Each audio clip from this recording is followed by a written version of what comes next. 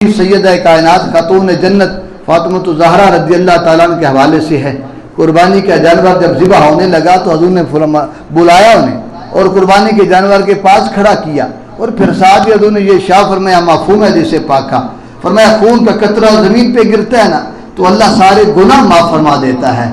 آپ عرض کرتے ہیں حضور یہ ہمارے لیے ہے یا بعد میں آنے والے لوگوں کے لیے بھی؟ فرمایا یہ میری ساری امت کے لیے ہے، جو بھی انسان قربانی کرتا ہے خون کا قطرہ زمین پہ گرتا ہے، ساتھ ہی اللہ سارے گناہ معاف فرما دیتا ہے۔ اور یہ بھی حضور نے ارشاد فرمایا جو روپیہ قربانی کے اندر خرچ ہو جاتا ہے وہ سب سے زیادہ افضل ہے۔ دیکھیں میرے آقا کریم صلی اللہ علیہ وسلم غیب دان نبی ہیں، حضور جانتے تھے کہ ایسا دور بھی آئے گا، بڑے بڑے فلاسفر اپنا فلسفہ پیش کرنا شروع کر دیں گے۔ آپ کو پتہ ہے اعلیٰ سطح کے اوپر بڑے بڑے جو ڈگریاں دنیاوی لے کے بیٹھے ہیں، ان میں کچھ ایسے بھی آئے جن کا یہ مطمع نظر تھا، کہتے ہیں یہ پیسے کہیں اور لگا دینے چاہیے، یہ کسی غریب کے اوپر خرچ کر دینے چاہیے، اتنے جانوروں پہ لگا دینا، اس کو ذبح کرنا۔ پہلی تو بات یہ ہے کہ عقل کو شریعت کے سامنے جھکا دینا چاہیے۔ آپ عقل کو لے کے آئے۔ حضور نبی رحمت صلی اللہ علیہ وسلم 10 سال مدینہ پاک میں ظاہری حیات مبارکہ میں آپ رہے، اور ہر سال حضور نے قربانی فرمائی ہے، ہر سال حضور نے قربانی ادا فرمائی ہے، اور بلکہ آقا کریم نے تو کرم فرمایا، ایک قربانی دیتے ہوئے حضور نے دعا مانگی اللہم تقبل من محمد وآل محمد ومن امت محمد او کما قال۔ حضور نے عرض کیا مالک یہ میری طرف سے اور آل محمد کی طرف سے اور میری ساری امت کی طرف سے قبول فرما۔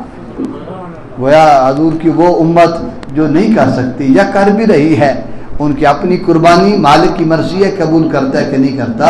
جو حضور نے قربانی دی ہے وہ یقیناً قبول ہے، اس ثواب میں اللہ کے معبود نے ساری امت کو شامل فرمایا۔ اس سے ایک مسئلہ اور بھی سمجھ آتا ہے کہ اس سارے ثواب کے لیے آپ قربانی اپنی کر رہے ہیں، اس میں آپ اپنے والدین جو دنیا سے رخصت ہو چکے ہیں ان کے لیے ان کو ثواب میں شامل کرتے ہیں تو آپ کر سکتے ہیں۔ یہ نہیں ہے کہ ہاں یہ ہے کہ آپ کہتے ہیں میں قربانی ایک ہی دینا چاہتا ہوں، ان کی طرف سے دینا چاہتا ہوں، پھر معاملہ اور ہو جائے گا۔ لیکن اگر خالی ثواب میں شامل کرنا چاہتے ہیں کوئی رکاوٹ نہیں ہے، اور آپ بھی شامل کر سکتے ہیں۔ یہ حضور کی خصوصیت ہے، حضور نے پوری امت کو شامل فرمایا ہے۔ اسی سنت کی اتباع میں علماء نے یہ اجازت دی ہے، قربانی آپ کر رہے ہیں وہ ہوگی آپ کی طرف سے، لیکن آپ کہتے ہیں اس کا ثواب فلاں کو پہنچ جائے، فلاں کو بھی پہنچے، تو اللہ کی رحمت بڑی وسیع ہے، جتنوں کی آپ نیت کریں گے اللہ ان کو بھی ثواب عطا فرما دے گا۔ یہ حضور کا کرم ہے۔ تو حضرات ذکر گویا کہ قربانی اس ذات کے لیے، اور اللہ کریم ہمیں توفیق عطا کر دے جس کو ہاں یہ بھی ہے، جس کو حیثیت ہے، جس کو توفیق ہے وہ نہیں کرتا، اس کے لیے اللہ کے معبود نے بڑی ناراضگی کا اظہار فرمایا وہ بندہ جو صاحب وسعت ہے، قربانی کی استطاعت رکھتا ہے پھر نہیں کرتا، فرمایا وہ ہماری عیدگاہ کے قریب نہ آئے۔